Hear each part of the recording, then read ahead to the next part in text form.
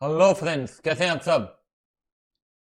अभी तक हम देख चुके हैं कि किस तरह से हम फाइनल अकाउंट्स बनाते हैं, हम ट्रेडिंग बनाते हैं, पी&एल बनाते हैं, बैलेंस शीट बनाते हैं।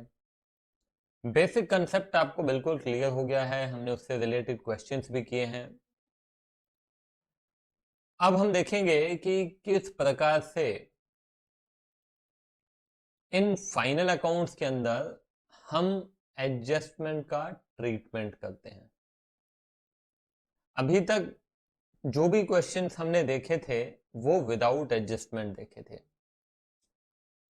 फाइनल अकाउंट्स की यदि बात करें तो उसको दो हिस्सों में बांट सकते हैं, एक विदाउट एडजस्टमेंट और दूसरा है विद एडजस्टमेंट।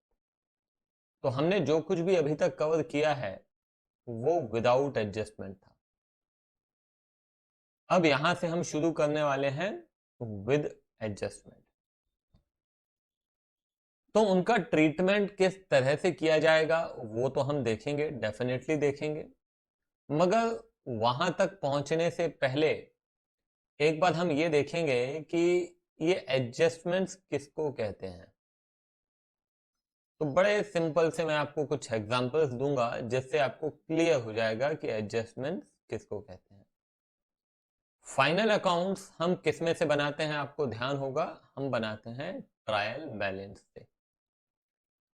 सबसे पहले आपने रिकॉर्डिंग किया, पोस्टिंग किया, और फिर आ गए आप किस पे, ट्रायल बैलेंस पे, है ना। जो भी पोस्टिंग किया, जो भी बैलेंसेस आए अकाउंट्स के, वो सारे के सारे बैलेंसेस आपने एक जगह पे रख दिए।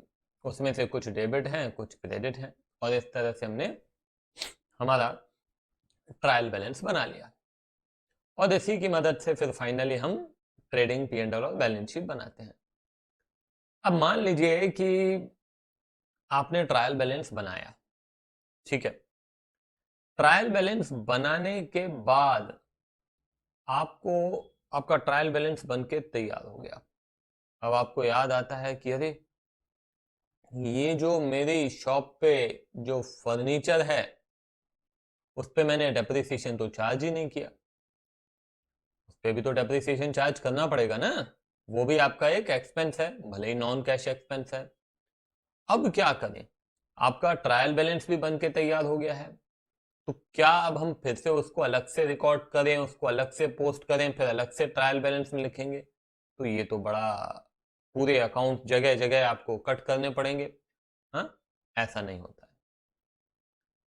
अब ये जो हमारा एक ट्रांजैक्शन छूट गया, डेप्रिसिएशन का ट्रांजैक्शन जो छूट गया है, इस ट्रांजैक्शन को हम ट्रायल बैलेंस के बाहर लिख देंगे।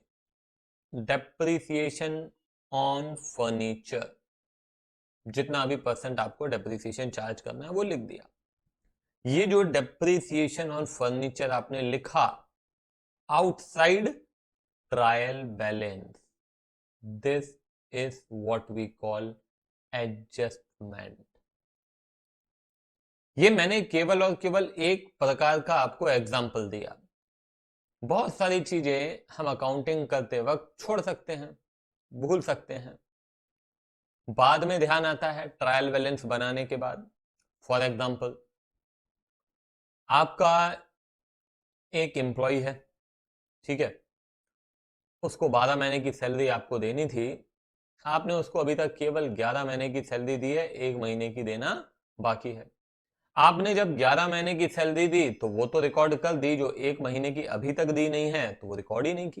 क्योंकि आपने दी नहीं तो आपने रिकॉर्ड भी नहीं किया, आपके दिमाग में नहीं आई। आमतौर पे देते हैं तुरंत रिकॉर्ड कर लेते हैं, मगर जब दिया ही नहीं तो रिकॉर्ड भी नहीं किया।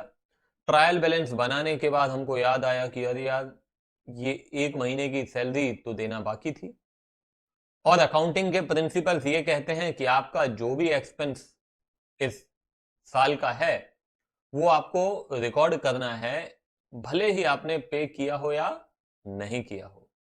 पे किया है तो भी रिकॉर्ड करो, नहीं किया है तो भी रिकॉर्ड करो। इस साल का है ना, इस साल का जो भी एक्सपेंस होगा you have to record it. तो वो जो 1 महीने का आपका एक्सपेंस है, जो सैलरी है, उसे भी आपको क्या करना पड़ेगा, रिकॉर्ड करना पड़ेगा। तो नहीं किया तो इसको भी आप क्या लिख देंगे, आउटसाइड ट्रायल बैलेंस लिख देंगे, आउटस्टैंडिंग सैलरी जितनी भी होगी। ठीक है, किसी एम्प्लॉय को आपने प्रीपेड सैलरी दे दी, ठीक है, और जब आपने उसको 12 महीने की बजाय मान लो 13 महीने की दे दी है, 1 महीने की एडवांस दे दी है, तो देने के दौरान तो आपने लिख दिया सैलरी टू कैश, 13 महीने की सैलरी लिख दी, मान लो 1,000 रुपए पर मंथ है, आपने 13,000 रुपए लिख दिया। मगर अगेन ये भी अकाउंटिंग प्रिंसिपल हमारा कहता है कि अगले साल के एक्सपेंसेस को इस साल एक्सपेंस नहीं मानेंगे, अगले साल का एक्सपेंस अगले साल एक्सपेंस मानेंगे, इस साल थोड़ी ना मानेंगे। तो हमको 12 महीने का ही एक्सपेंस रिकॉर्ड करना चाहिए, 13 महीने का एक्सपेंस रिकॉर्ड नहीं करना चाहिए। Getting my point? तो 1 महीने का जो ज्यादा एक्सपेंस लिख दिया है उसे भी एडजस्ट करना बाकी है।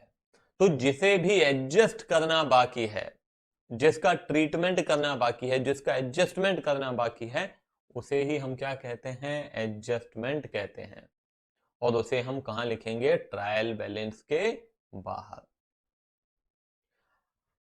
क्योंकि जो कुछ आपने अपनी जर्नल एंट्रीज में या अपनी सब्सिडरी बुक्स में रिकॉर्ड किया है वो अपने आप ट्रायल बैलेंस के अंदर आ जाएगा, मगर जिसको रिकॉर्ड नहीं किया वो ट्रायल बैलेंस के अंदर नहीं आया, और ट्रायल बैलेंस के अंदर नहीं आया तो उसे हमें बाहर लिखना पड़ेगा, क्योंकि हम उसको लेकर कोई ट्रीटमेंट नहीं कर रहे हैं।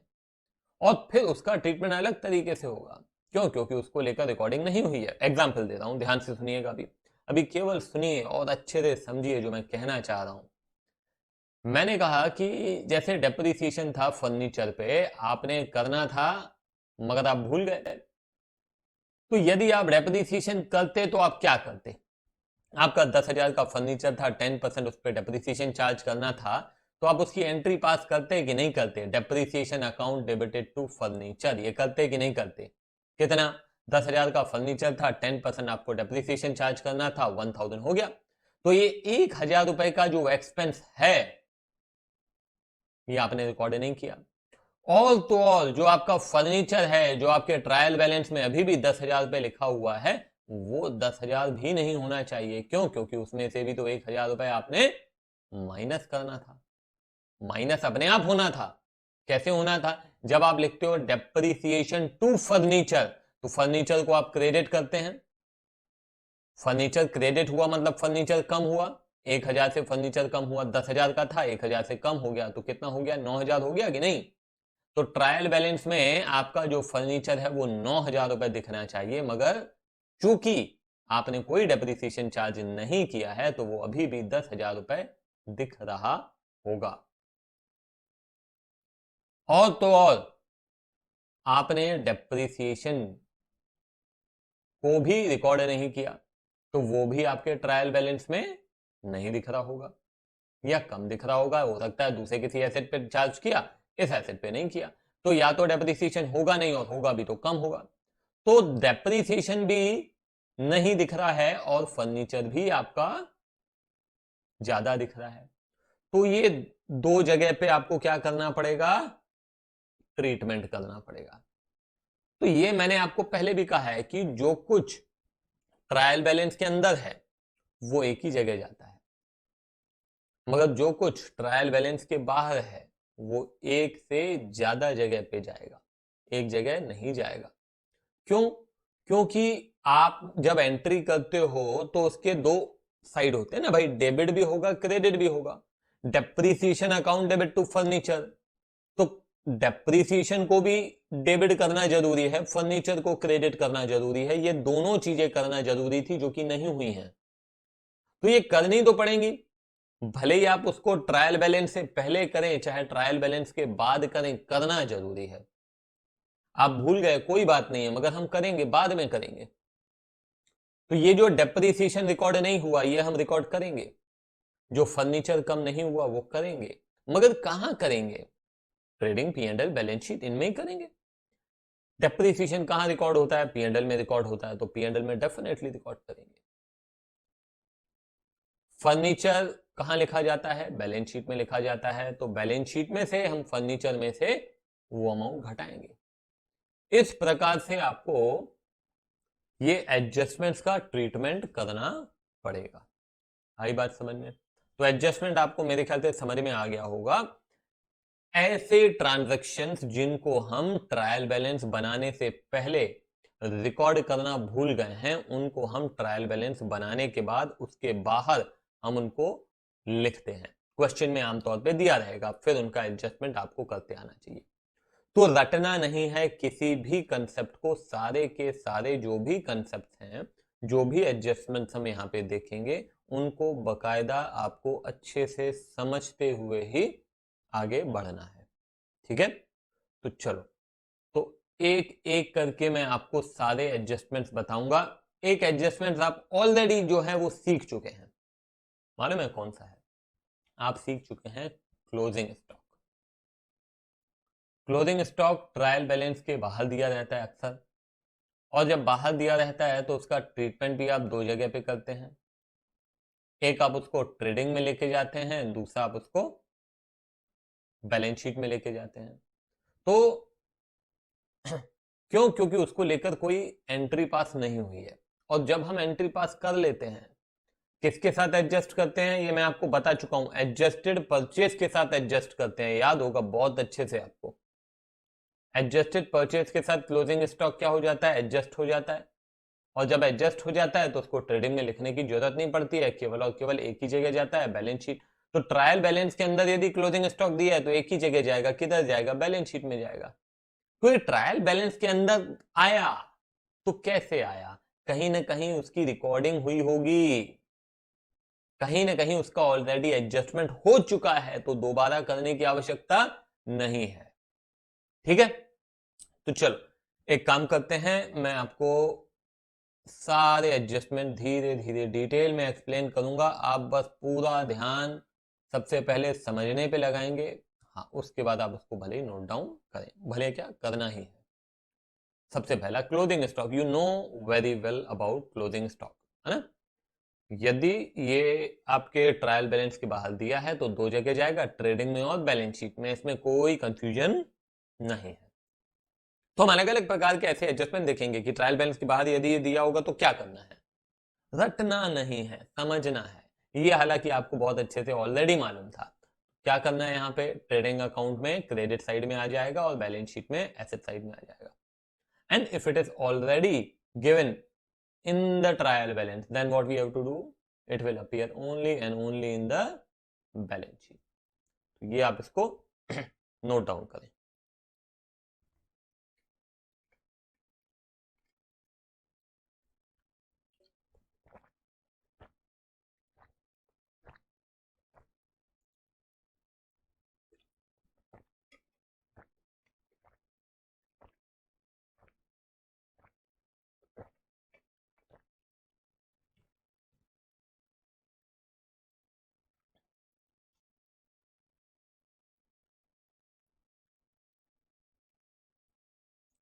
चलिए, नोट डाउन आप लोगों ने कर लिया होगा। ठीक है, आगे बढ़ते हैं। Identify the correct entry if closing stock of 10,000 is given in trial balance. अगर ट्रायल बैलेंस में है तो क्या होगा? थोड़ा सा दिमाग लगाइए और जवाब दीजिए। ट्रेडिंग अकाउंट में क्रेडिट होगा, ट्रेडिंग अकाउंट में डेबिट होगा, दोनों में से कुछ भी होगा या दोनों में से कुछ भी नहीं होगा? तो answer is none of these. क्यों? क्योंकि मैंने अभी अभी बताया कि यदि ट्रायल बैलेंस में दिया है तो केवल और केवल एक जगह जाएगा, that is your balance sheet. ठीक है, चल उसके बाद आ जाओ आउटस्टैंडिंग एक्सपेंस। ध्यान देना, आउटस्टैंडिंग एक्सपेंस, आउटस्टैंडिंग जो कि अभी तक पे नहीं किया है। हमने ट्रायल बैलेंस बना लिया, ट्रायल बैलेंस बनाने के बाद हमारा एम्प्लॉय आया। जैसे ही ट्रायल बैलेंस हमने कंप्लीट किया और तभी हमारा एम्प्लॉय सामने आके खड़ा हो गया, बोला सर वो सैलरी नहीं मिली है। अरे, इसकी सैलरी नहीं मिली है और मैंने इसकी जो आउटस्टैंडिंग सैलरी थी उसको रिकॉर्ड भी नहीं किया, इसको दिया भी नहीं और मैंने रिकॉर्ड भी नहीं किया। अकाउंटिंग प्रिंसिपल क्या कहता है कि अक्रूअल कंसेप्ट है ना, अक्रूअल कंसेप्ट आपको याद होगा। अक्रूअल कंसेप्ट कहता है कि आपके जो भी एक्सपेंसेस हैं, है ना, आपने जो भी एक्सपेंसेस इंकर किए हैं वो सारे के सारे आपको रिकॉर्ड करने हैं, आपने दिए हो अथवा नहीं दिए हो, डजेंट मैटर। तो आपका एम्प्लॉय आके खड़ा हो जाता है, कह रहा है साहब आपने मेरे को सैलरी तो दिया ही नहीं है। और हमने कहा हाँ यार इसको सैलरी तो देना था और दिया नहीं है और रिकॉर्ड भी नहीं किया है। रिकॉर्ड कायदे से हमको करना था, भले ही हमने नहीं दिया तो भी हमको रिकॉर्ड करना था। मतलब मान लेते हैं कि उसकी सैलरी थी 1,000 रुपए पर मंथ। मैं आपको बता देता हूं, ध्यान देना। उसकी सैलरी थी 1,000 पर मंथ, है ना। हम उसको 11 महीने की दे चुके हैं, मतलब 11,000 रुपए दे चुके हैं। सैलरी बनती कितनी है? सैलरी बनती है 12,000 रुपए। देना था 12, दिया कितना? 11, लिखा कितना? 11। अकाउंटिंग प्रिंसिपल को फॉलो नहीं किया, अभी तक नहीं किया, ट्रायल बैलेंस बनाने तक नहीं किया। ठीक है, तो अगर देखा जाए तो जो ट्रायल बैलेंस हमारा बना होगा उस ट्रायल बैलेंस के अंदर सैलरी लिखा भी तो होगा। बिल्कुल लिखा होगा, सैलरी डेबिट साइड में लिखा होगा 11,000, है कि नहीं? तो मेरे को ये बताओ कि ये 11,000 लिखना होना चाहिए था या 12,000 लिखा होना चाहिए था? आप कहेंगे ऑब्वियस सी बात है सर, अक्रूअल कंसेप्ट के हिसाब से 12,000 ही लिखा होना चाहिए था। बिल्कुल सही कह रहे हैं। और 12,000 तो लिखा होना चाहिए था, मगर हमें साथ ही साथ ये भी लिखना जरूरी है कि 1,000 रुपए देना बाकी है। मतलब ठीक है हमारा एक्सपेंस तो 12 है, मगर हमने 1,000 रुपए अभी तक नहीं दिया, वो देना बाकी है, ये भी तो लिखना जरूरी था, जिसको हम कहते हैं आउटस्टैंडिंग सैलरी। यदि हम लिखते तो हम कैसे लिखते? हम लिखते सैलरी अगर दे देते हैं तो सैलरी टू कैश लिखते हैं, देना बाकी है तो salary to outstanding salary. Getting my point? जब नहीं लिखा है, जब नहीं दिया है, तो जो देना बाकी है उसके लिए हम क्या लिखते हैं? Salary to outstanding salary. और जो दे दिया वो सैलरी टू कैश। जो देना बाकी है वो है सैलरी टू आउटस्टैंडिंग सैलरी। तो देखा जाए तो यहां पे ये सैलरी को डेबिट भी करना चाहिए था या आउटस्टैंडिंग सैलरी को क्रेडिट भी करना चाहिए था। ये आउटस्टैंडिंग सैलरी का एक अकाउंट बनता, उसका बैलेंस यहां पे आपको दिखाई देता, आउटस्टैंडिंग सैलरी 1,000 ट्रायल बैलेंस में दिखता नहीं दिखता, जो कि हमने नहीं किया अभी तक। और ये सैलरी भी 11 की बजाय 12,000 हो जाता। तो कहने का मतलब यदि हमने ये रिकॉर्ड किया होता तो हम यहां पे सैलरी 12 लिखते, आउटस्टैंडिंग सैलरी 1,000 लिखते। नहीं किया, तो अब क्या करें? तो अब बाहर लिख दिया आउटस्टैंडिंग सैलरी 1,000। ये लिखने से क्या मतलब? ये लिखने से ये मतलब है कि ये नहीं किया गया है, तो ये जो पहले नहीं किया गया उसको हम बाद में कर लेंगे ना। उसकी बाहर एक एंट्री, ट्रायल बैलेंस के बाहर हम एक एंट्री पास करेंगे और यहां पे थोड़ा सा दिमाग लगाएंगे। हम लिखेंगे सैलरी टू आउटस्टैंडिंग सैलरी। हम ये देखेंगे कि यार ये सैलरी किधर जाना चाहिए। अरे ये तो सैलरी आपका एक्सपेंस है, पी&एल में जाता है।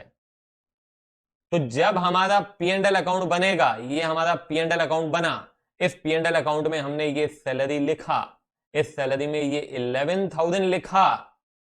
ये 11 नहीं होना चाहिए, कितना होना चाहिए? 12 होना चाहिए, 1,000 और होना चाहिए। तो हम लिखेंगे एड आउटस्टैंडिंग सैलरी 1,000, कुल मिला के हो जाएगा 12,000। जो हमने यहां पे नहीं किया वो अल्टीमेटली कहां करेंगे? पी&एल में करेंगे। ये आउटस्टैंडिंग सैलरी भी क्या है? लायबिलिटी है। वो इधर आती तो किधर जाती? ट्रायल बैलेंस में आती तो किधर जाती? लायबिलिटी है, बैलेंस शीट में ही आती ना। तो अभी भी बैलेंस शीट में जाएगी। तो हम बैलेंस शीट जब बनाएंगे तो लायबिलिटी साइड में हम लिखेंगे आउटस्टैंडिंग सैलरी 1,000। तो जो हमें ट्रायल बैलेंस से पहले करना चाहिए था वो हम ट्रायल बैलेंस के बाद करेंगे। क्योंकि जब ट्रायल बैलेंस से पहले करते तो वो सब ट्रायल बैलेंस के अंदर आ जाता, और जब यहां आ जाता तो यहीं से P&L में भी चला जाता, यहीं से भी बैलेंस शीट में भी चला जाता, मगर यहां आया नहीं तो अलग से हमको ले जाना पड़ेगा यहां से। Getting my point? तो ये तो मैंने सैलरी का एग्जांपल लिया। एक्सपेंस किसी भी प्रकार का हो सकता है, वेजेस भी हो सकता है। आउटस्टैंडिंग वेजेस अगर होगा तो क्या करेंगे? आउटस्टैंडिंग मैं कहता हूं वेजेस है, कितना है? 500 रुपए है। अभी क्या करना है? इसकी एंट्री क्या होती है? इसकी एंट्री होती है वेजेस टू आउटस्टैंडिंग वेजेस। तो ये वेजेस किधर जाएगा? ये वेजेस जाएगा, किधर जाता है? ट्रेडिंग में जाता है। ट्रेडिंग में किधर जाता है? डेबिट साइड में जाता है। तो ये 500 रुपए हम ट्रेडिंग में डेबिट साइड में लिखेंगे। ये आउटस्टैंडिंग वेजेस किधर जाता है? आउटस्टैंडिंग वेजेस लायबिलिटी है, किधर जाएगी? ये लायबिलिटी आपकी बैलेंस शीट में जाएगी। बैलेंस शीट में किधर? Liability side. ये यहां पे लिख दिया outstanding wages 500। Getting my point? किसी भी प्रकार का कोई भी एक्सपेंस हो, फर्क नहीं पड़ता। अगर वो डायरेक्ट होगा तो ट्रेडिंग में आ जाएगा, इनडायरेक्ट होगा तो P&L में आ जाएगा। समझ में आई बात?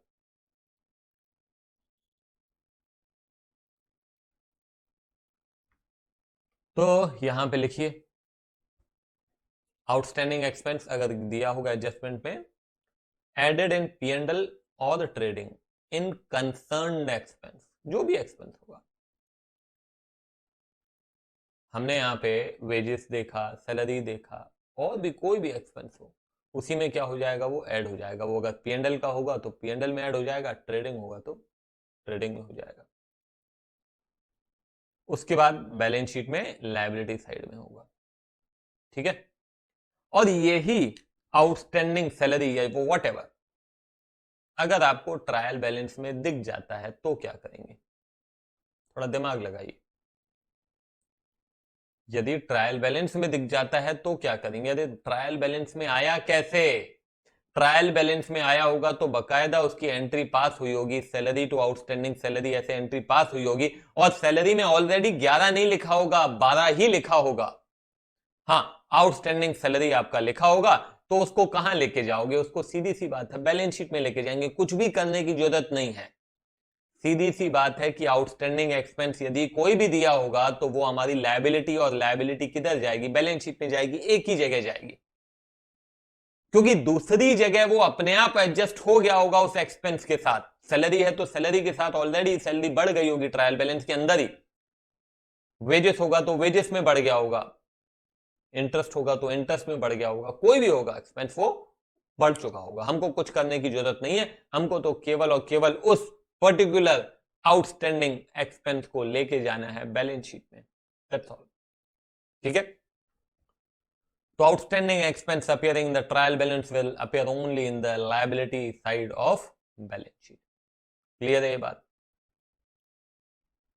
नोट डाउन करें इसको, भले इसको पॉज कर लें आप लेक्चर को, फिर नोट डाउन कर लें।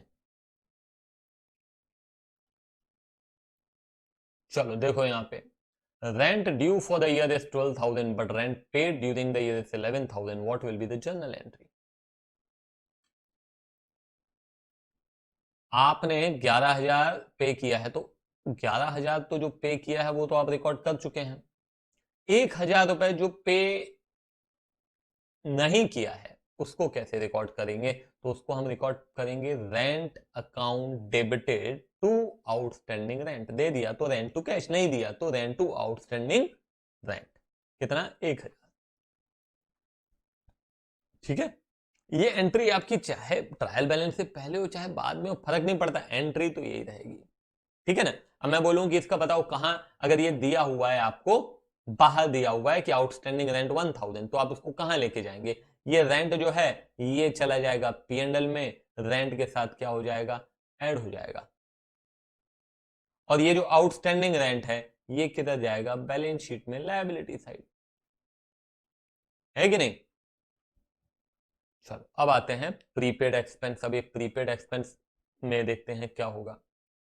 मान लीजिए कि हमारा एम्प्लॉय आया, हम उसको 1,000 रुपए पर मंथ सैलरी देते हैं। साल की कितनी होती है? 12 महीनों की 12,000 रुपए।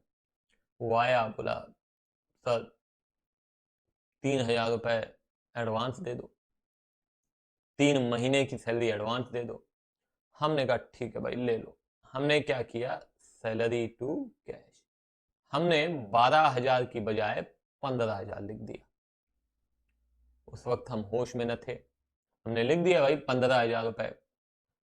आपने लिखा सही कि भाई 15,000 रुपए दिए हैं, बिल्कुल दिए हैं, आपने सही लिखा, मगर आपको अकाउंटिंग प्रिंसिपल्स का होश न था, आपको अकाउंटिंग पीरियोडिसिटी कंसेप्ट का होश न था, आपको अक्रूवल कंसेप्ट का होश न था कि ये जो 15,000 रुपए हैं ये इस साल की सैलरी नहीं है, इसमें से 3,000 रुपए जो है वो अगले साल की सैलरी है। पीरियोडिसिटी कंसेप्ट क्या कहता है, पीरियोडिसिटी कंसेप्ट कहता है कि आप यदि अगले साल का कोई एक्सपेंस करते हैं तो you have to record it in the next year, आप उसको इस साल में रिकॉर्ड नहीं करेंगे। तो ये जो 3,000 रुपए है ये आपने क्या कर दिया है, आपने इसी साल में रिकॉर्ड कर दिया है, जो कि गलत है। आपका इस साल का एक्सपेंस केवल और केवल 12,000 है, भले ही आपने कितना भी दिया हो, दैट डजंट मैटर। आपका एक्सपेंस 12 है तो आपको लिखना 12 है, आप लिख चुके हैं 15 है, जो कि गलत है। इससे आपका प्रॉफिट गलत आएगा क्योंकि आप ज्यादा एक्सपेंस लिख रहे हैं। तो अब क्या इलाज है, इलाज ये है कि ये जो 3,000 रुपए आपने एडवांस दिया है, किसी को भी यदि आप एडवांस देते हैं वो आपका एसेट होता है। यदि मैं आपको 3,000 रुपए रखने के लिए दे देता हूं तो वो क्या हो जाएगा, आप मेरे लिए एसेट हो जाएंगे। मैं आपको एडवांस देता हूं, वो आप मेरे लिए क्या हो जाएंगे, एसेट हो जाएंगे। Getting my point. तो यहां पे ये जो 3,000 रुपए एडवांस है वो एक्सपेंस नहीं है बल्कि वो एसेट है। तो ये गलती को सुधारना है, तो इस गलती को सुधारने का क्या तरीका है, सिंपल सी एंट्री है ना। हमें उसको एसेट मानना चाहिए, सैलरी नहीं, उसको हमें प्रीपेड सैलरी मानना चाहिए। 3,000 ये एसेट आ गया। एसेट कैसे आता है, डेबिट करने से एसेट आता है, हमेशा ध्यान रखिएगा। और टू सैलरी मैंने कर दिया कितना, 3,000। तो सैलरी को मैंने यहां पे क्रेडिट कर दिया, प्रीपेड सैलरी को डेबिट कर दिया, सैलरी को क्रेडिट किया। ध्यान रखिएगा क्यों क्रेडिट किया, क्योंकि यहां पे आप ज्यादा डेबिट कर चुके थे। कितना ज्यादा डेबिट कर चुके थे, 3,000 रुपए ज्यादा डेबिट किया, तो उसको सुधारने के लिए मैं यहां पे क्या कर रहा हूं, क्रेडिट कर रहा हूं, मेरी गलती सुधर जाएगी। अब सैलरी में 15 नहीं जाएगा बल्कि 12 जाएगा। और ये प्रीपेड सैलरी जो है, ये प्रीपेड सैलरी जो है ये आपका एसेट है।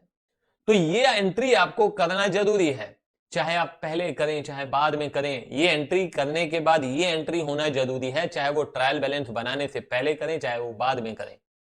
अगर ट्रायल बैलेंस बनाने से पहले करते तो सैलरी आपका 12,000 ही जाता और प्रीपेड सैलरी आपको दूसरी तरफ दिखता। मगर अभी अगर आपने नहीं किया तो बाहर आपको लिखना पड़ेगा प्रीपेड सैलरी 3,000, है ना। अब क्या करना है, एंट्री यही करेंगे और फिर क्या करेंगे, ये जो आप प्रीपेड सैलरी देख रहे हैं इसका एडजस्टमेंट करना पड़ेगा। समझने की कोशिश कीजिएगा। देखो यहां पे ये हमने बनाया ट्रायल बैलेंस, ठीक है, आपने ये एंट्री कर दी, आपने यहां पे लिख दिया, चलो यहां पे मैं लिख देता हूं सैलरी 15,000 लिख दिया। गलत है कि नहीं है, बिल्कुल गलत है। कितना होना चाहिए, 12 होना चाहिए। और प्रीपेड सैलरी कहीं दिख रहा है क्या, वो भी नहीं दिख रहा है। दो दो गलतियां, एक सैलरी 12,000 के बजाय 15,000 है, दूसरा प्रीपेड सैलरी नहीं दिख रहा है। ये दो दो गलतियां हैं। इन दोनों गलतियों को सुधारने के लिए हम क्या करेंगे, ये एंट्री पास करेंगे। ये एंट्री पास करके दिखाने की जरूरत भी नहीं है, मगर ये एंट्री आप पास करेंगे तो इसमें से आपको आउटपुट निकल के आएगा ना कि ये सैलरी 15 नहीं 12 होना चाहिए था। तो ये टू सैलरी करने से हमको क्या करना पड़ेगा, जब हम प्रॉफिट एंड लॉस अकाउंट बनाएंगे तो इस सैलरी में से 3,000 रुपए माइनस करेंगे। ठीक है, तो ये जो प्रीपेड सैलरी है ये आपका एसेट है, एसेट है तो किधर जाएगा, ये बैलेंस शीट में जाएगा, जो कि वैसे भी जाना चाहिए था। ठीक है ना, अगर पहले रिकॉर्ड किया होता तो यहां दिखता, यहां दिखता तो यहीं से कहां चला जाता, बैलेंस शीट में चला जाता। ये सैलरी की मैं बात कर रहा हूं तो ये सैलरी भी 3,000 रुपीज जो है ये आपके पीएनडल में सैलरी में से क्या हो जाएगी, माइनस हो जाएगी। अरे बात समझ में क्लियर है। हमें जो पहले करना चाहिए था वो हम बाद में कर रहे हैं, फर्क केवल इतना है, कर वो ही रहे हैं। सैलरी में से पहले भी हम माइनस करते और ये आउटस्टैंडिंग सैलरी को माइनस करते और ये प्रीपेड सैलरी जो है ये आपके बैलेंस शीट में आती, ट्रायल बैलेंस में आती, तो ट्रायल बैलेंस से किधर चली जाती, बैलेंस शीट में चली जाती। जो पहले नहीं हुआ वो अभी करेंगे, फर्क केवल इतना है। ठीक है, तो इसको भी आप, इनकी प्रैक्टिस बहुत जरूरी है, प्रैक्टिस करेंगे। देखो अभी यहाँ पे क्या लिखा है, deducted from trading all P&L from the concern account. ठीक है ना, क्यों, क्योंकि ज्यादा लिख चुके हैं। आउटस्टैंडिंग में क्या था, कम लिख चुके हैं तो उसको ज्यादा करना पड़ा। यहाँ पे प्रीपेड में ज्यादा लिख चुके हैं तो इसको कम करना पड़ेगा। प्रीपेड क्या है, प्रीपेड आपका एसेट है तो किधर जाएगा, बैलेंस शीट में जाएगा। आउटस्टैंडिंग लायबिलिटी है, बैलेंस शीट में जाएगी, लायबिलिटी साइड, ये एसेट साइड। ठीक है, यदि ये ट्रायल बैलेंस के अंदर है, अगर ट्रायल बैलेंस के अंदर है मतलब ऑलरेडी सब रिकॉर्ड हो चुका है। प्रीपेड क्या है, एसेट है, एसेट है तो किधर जाएगा, बैलेंस शीट में जाएगा। कुछ करने की जरूरत फिर नहीं है, एक्सपेंस में कुछ करने की जरूरत नहीं है यदि रिकॉर्ड है। क्यों, क्योंकि वो सब एक्सपेंस में एडजस्टमेंट ऑलरेडी हो चुका है। यदि ट्रायल बैलेंस में आपको दिख रहा है तो ट्रायल बैलेंस में आपको प्रीपेड एक्सपेंस दिखेगा कैसे, आप पहले ही एंट्री पास कर चुके होंगे, क्या, प्रीपेड सैलरी टू सैलरी, और सैलरी ऑलरेडी क्या हो चुका है, कम हो चुका है, तो अब दोबारा कम करने की जरूरत नहीं है। और प्रीपेड सैलरी आपका एसेट दिख रहा है ट्रायल बैलेंस के अंदर, ये सीधा सीधा बैलेंस शीट में चला जाएगा। It is that simple. ठीक है, इसको नोट डाउन करें, फिर आगे बढ़ते हैं। डेप्रिसिएशन, ऑलरेडी हम डिस्कस कर चुके हैं डेप्रिसिएशन। डेप्रिसिएशन रिकॉर्ड करना भूल गए, है ना, रिकॉर्ड करना भूल गए तो क्या हुआ, देखो दो बातें हुई। एक, आपका एक्सपेंस तो है, आपका एक्सपेंस है और आपने डेप्रिसिएशन को लिखा ही नहीं है यहाँ पे ट्रायल बैलेंस के अंदर।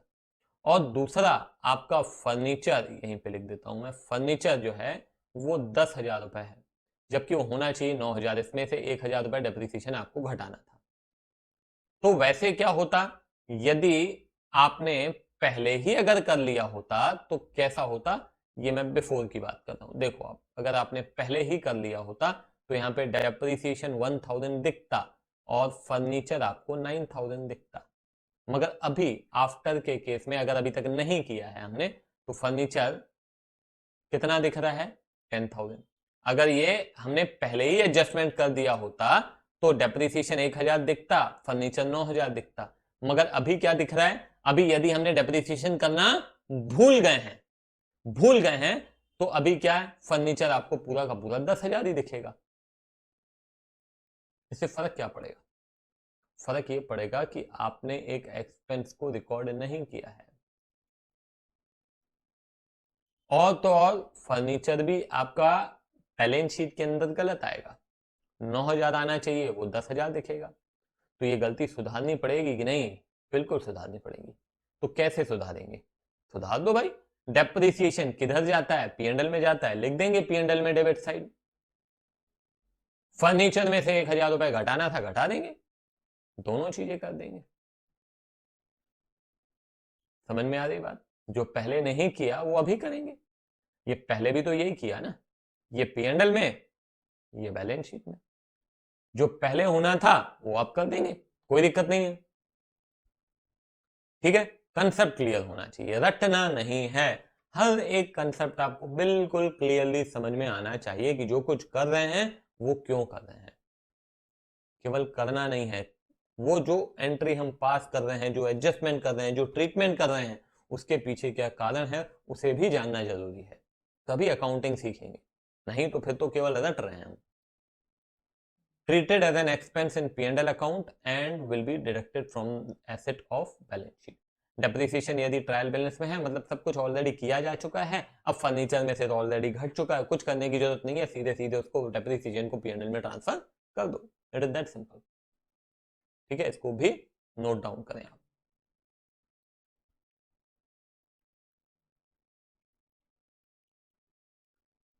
अब आइए अक्रूड इनकम।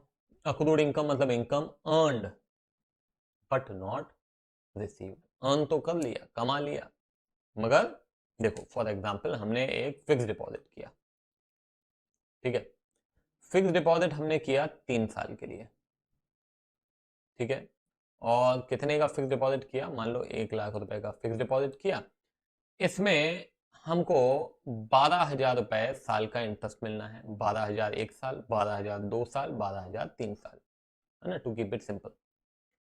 तो मगर एफडी जो है वो मैच्योर कब होगी, 3 साल के बाद आपको पैसे मिलेंगे 3 लाख कितना 1,36,000 मिलेंगे, मगर कब मिलेंगे, 3 साल के बाद। मगर ये 12,000 रुपए कमाई तो हमारी इस साल की है, इसको तो अभी रिकॉर्ड करना पड़ेगा ना, भले ही आपको बाद में मिले, मगर कमाई तो कमाई है। अक्रूवल कंसेप्ट अगेन, एक्सपेंस आपका एक्सपेंस है, आपने एक्सपेंस इनकम इंकर किया है, भले ही आपने दिया हो अथवा ना दिया हो, आपको रिकॉर्ड करना है। इनकम आपने जो अर्न की है, आपको मिली हो अथवा ना मिली हो, आपको रिकॉर्ड करना पड़ेगा। तो ये 12,000 रुपए you have to record it, भले ही ना मिली हो। Getting my point. तो अभी क्या करना है, तो आपने तो ट्रायल बैलेंस बना लिया। चलो एक काम करते हैं, मान लो होश में ट्रायल बैलेंस बनाया। होश में ट्रायल बैलेंस यदि बनाया तो आप क्या लिखेंगे, आप जब इनकम कोई मिलती है तो कैश टू इनकम लिखते हैं, मगर मिली नहीं है, मिलना बाकी है, तो एसेट हो गया, तो हम उसको लिखते हैं accrued income to income. Income credit कर दिया 12,000, ठीक है, और ये आपका एसेट हो गया, क्योंकि मिला नहीं है ना, मिल जाता तो कैश टू इनकम लिखते, मिलना बाकी है, इसीलिए उसको क्या लिख रहे हैं, अक्रूड इनकम टू इनकम। तो ये अक्रूड इनकम टू इनकम, ये हमारा क्या हो गया, ये आपकी एंट्री हो गई। अगर ट्रायल बैलेंस पहले ही बनाया होता, पहले ही बनाया होता ट्रायल बैलेंस, तो आपको यहां पे इनकम भी दिखती 12,000 और अक्रूड इनकम भी दिखता 12,000, ये एसेट है, तो डेबिट बैलेंस होगा, इनकम क्रेडिट बैलेंस होगा, ठीक है ना, ये दिखता। और अगर ये दिख रहा है अक्रूड इनकम, तो सीधी सी बात है, ये अक्रूड इनकम सीधा सीधा, अगर केवल अक्रूड इनकम आपको पहले ही दिख रहा है, तो आपका क्या है, एसेट है, किधर चला जाएगा, बैलेंस शीट में चला जाएगा, बात खत्म हो जाती है।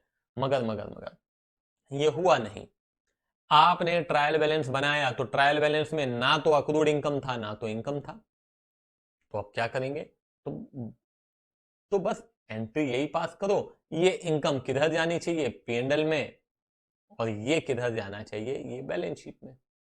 वैसे ही करेंगे, नहीं रिकॉर्ड किया गया है तो कर दो ना, अक्रूड इनकम इनकम में भी आएगा, क्योंकि इनकम आपकी इनकम आपको शो करना जरूरी है, पीएनएल में इनकम है, और साथ ही साथ वो आपका एसेट भी है, क्योंकि आपने मिला नहीं है मगर मिलना बाकी है, एसेट है, तो वो बैलेंस शीट में आ जाएगा।